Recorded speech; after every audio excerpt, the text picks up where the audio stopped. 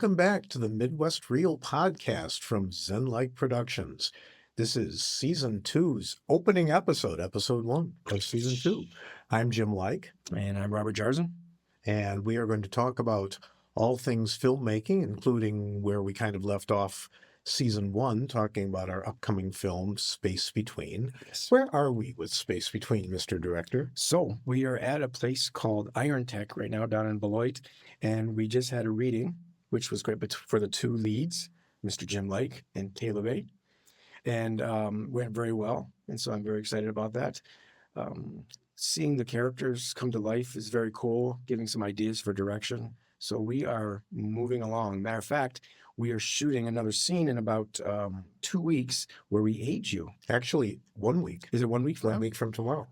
Wow. And so we have to age you to about an 85-year-old. So we have a makeup artist coming in. It won't be a stretch.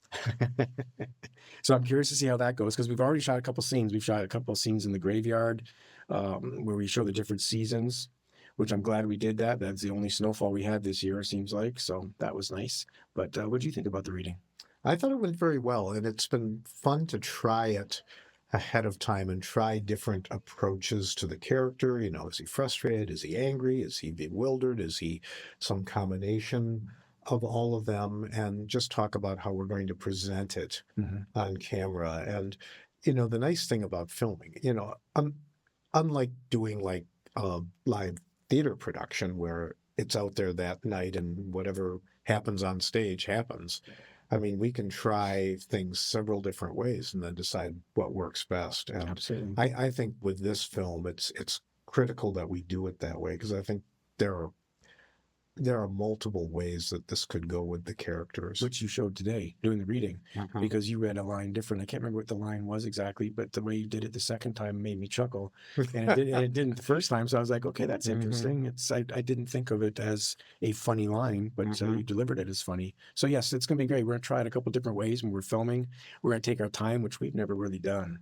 Yeah, we've always been a little bit of a on the rush. Yeah, and we've got the luxury of time. In the past, we've been kind of handcuffed by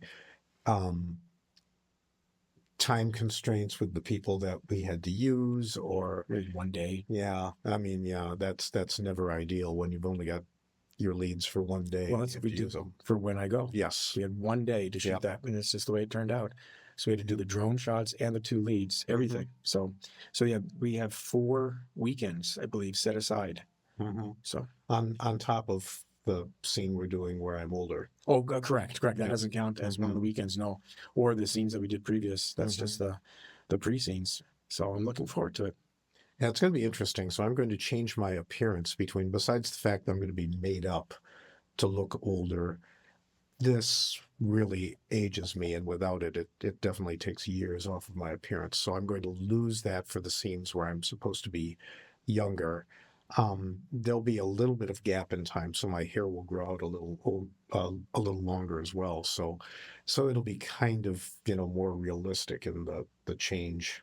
And we were going to do a dissolve between you and Nate Burkhart, who plays you as a 33-year-old. Yeah. So that way the audience definitely is aware that it's him playing you as a 33-year-old. How do you feel about that?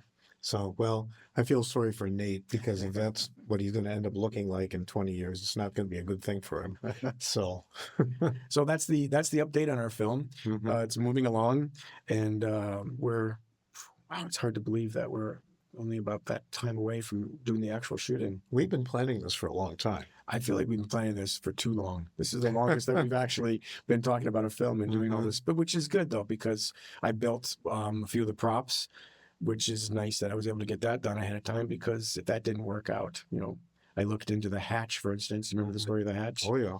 And I was going to go buy some things. I figured, how much could a hatch cost? I didn't realize they were thousands of dollars. So made one out of wood. So, and it's perfect.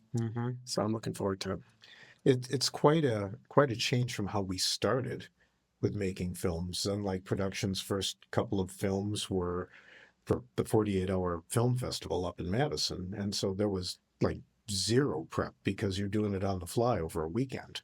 And the equipment that was used. I shot Fruit Loops. Do you remember that big Panasonic that I used to have?